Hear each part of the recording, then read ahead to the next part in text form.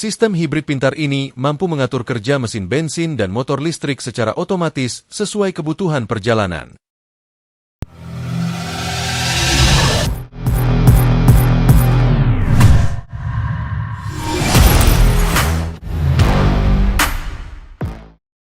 Wuling Action PHEV menjadi salah satu SUV keluarga teranyar di jajaran otomotif Indonesia di masa kini. Unit ini mengandalkan teknologi plug-in hibrid sebagai sumber tenaga utama. Pabrikan menyematkan sistem bernama Link Power. Teknologi ini dirancang guna menawarkan harmonisasi dari beberapa aspek, performa, efisiensi energi, dan kenyamanan berkendara dalam berbagai kondisi jalan. Lantas seperti apa sih sofistikasi ini bekerja untuk menggerakkan mobil? Dalam penggambaran secara sederhana, Link Power di dalam Wuling Action PHEV bekerja dengan mengombinasikan mesin bensin, motor listrik dan baterai berkapasitas besar. Seluruh komponen saling berkolaborasi secara otomatis melalui sistem kontrol pintar.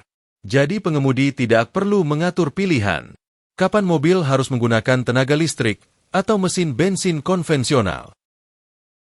Di balik kap mesin, Wuling Action PHEV mengandalkan dedicated hybrid engine 1,5 liter yang dirancang khusus untuk sistem elektrifikasi. Jantung pacu ini diklaim memiliki efisiensi termal mencapai 43,2%. Angka yang tergolong tinggi untuk mesin bensin modern.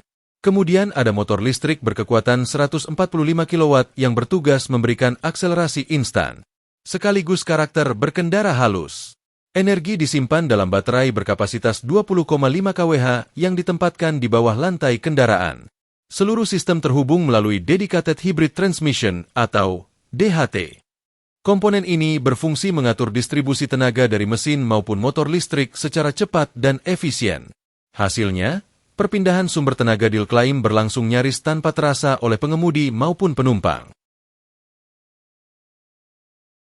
Untuk keunggulan utama Link Power ini terletak dari kemampuan membaca kebutuhan kendaraan secara real-time. Saat baterai masih penuh dan mobil digunakan di dalam kota, sistem akan lebih banyak memanfaatkan motor listrik agar konsumsi bahan bakar bisa ditekan. Ketika pengemudi membutuhkan akselerasi lebih besar atau melakukan perjalanan jarak jauh, engine bensin sigap ikut bekerja mendukung motor listrik. Bahkan dalam kondisi tertentu, mesin dapat sekaligus mengisi daya baterai agar suplai energi tetap optimal.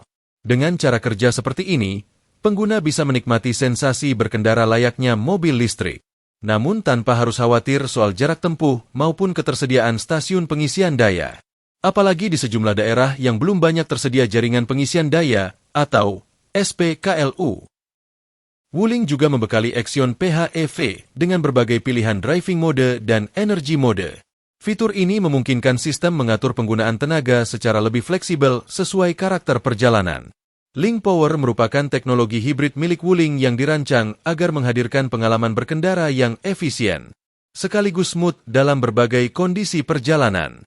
Dengan dukungan driving mode dan energy mode yang beragam, sistem ini dapat mengatur penggunaan tenaga listrik maupun mesin bensin secara cerdas sesuai kebutuhan, sehingga memberikan keseimbangan antara performa, efisiensi energi, dan kenyamanan berkendara. Berkat kombinasi mesin, motor listrik, dan baterai berkapasitas besar, Wuling mengklaim Action PHEV mampu melaju hingga 125 km dalam mode listrik murni. Namun, berdasarkan standar CLTC, sementara jarak tempuh gabungan ketika baterai dan tangki bahan bakar terisi penuh diklaim menembus lebih dari 1000 km. Guna menunjang kebutuhan keluarga, SUV 7 penumpang ini juga dilengkapi sejumlah fitur kenyamanan, seperti panoramic sunroof, ventilated seat, electric seat adjustment, PM25 air filter, intelligent control panel serta perangkat Advanced Driver Assistance System atau ADAS. Teknologi Link Power menjadi salah satu nilai jual utama, terutama bagi konsumen yang ingin menikmati kepraktisan kendaraan elektrifikasi, tapi tidak melulu bergantung dari pengisian daya eksternal. Dari penjelasan tadi, kita bisa tahu ada 5 kelebihan utama dari Wuling Action. Yang pertama, mobil ini punya tenaga yang melimpah. Mesin listriknya bertenaga sekitar 200 PS, jadi tarikannya selalu ngisi, baik di jalan tol maupun saat menanjak. Kedua, handlingnya sangat presisi. Setir elektriknya terasa enak dan akurat, serta memberikan feedback yang pas dengan jalanan, jadi tidak terasa hambar. Selain itu, yang ketiga, suspensinya empuk. Meskipun karakternya SUV, bantingannya tetap lembut dan nyaman, bahkan saat kita lewat di jalanan yang rusak atau kasar. Lalu yang keempat, mobil ini punya ground clearance yang tinggi. Desain SUV-nya bikin kita merasa aman dan bebas khawatir mentok di jalanan Indonesia yang tidak rata. Dan yang terakhir, variannya sangat fleksibel. Pilihan EV bikin kita bebas dari aturan ganjil genap di dalam kota, sementara varian PHEV jadi solusi bebas cemas kehabisan baterai saat keluar kota. Namun, tahan dulu. Meskipun memiliki banyak kelebihan, Wuling Action juga memiliki beberapa kekurangan yang perlu diperhatikan, mulai dari dimensi bodinya yang terlalu bongsor.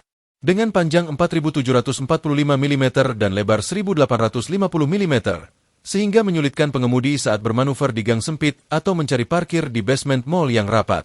Selain masalah ukuran, kapasitas bagasinya juga nyaris habis saat ketujuh kursi digunakan, karena ketika baris ketiga ditegakkan, ruang belakang menjadi sangat sempit ditambah lagi desain atap melandai yang mengorbankan fungsi penyimpanan barang.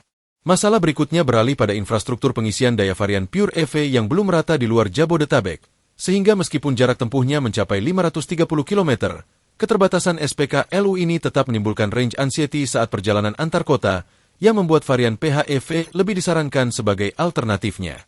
Tidak hanya itu, konsumen juga perlu mengantisipasi risiko inden spare part yang lama sebagai keluhan khas pabrikan Cina, mengingat mobil ini masih baru sehingga stok suku cadang kelistrikan maupun bodi di dealer resmi diprediksi belum banyak, walaupun keberadaan pabrik lokal Wuling diharapkan bisa mengantisipasi masalah suplai tersebut.